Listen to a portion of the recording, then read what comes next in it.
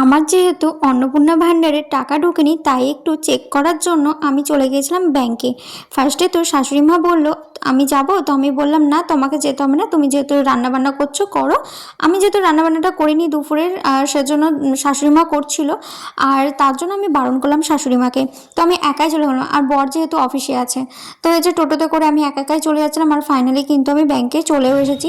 চলে এসে এই দেখো আমার ব্যাংক হচ্ছে ইউকো ব্যাংক, আর আমি ফাইনাল চলে এসেছি। এসে কিন্তু ভিতরে গিয়ে আমি কোনো ব্লগ করিনি, আমি যখন এই যে সামনেটায় ঢুকছি এইটুকুই করেছি। তারপরে কিন্তু আমি আমার যেটুকু কাজ ছিল সেই কাজটা কমপ্লিট করে তারপরে যে বাড়ি চলে এসেছি।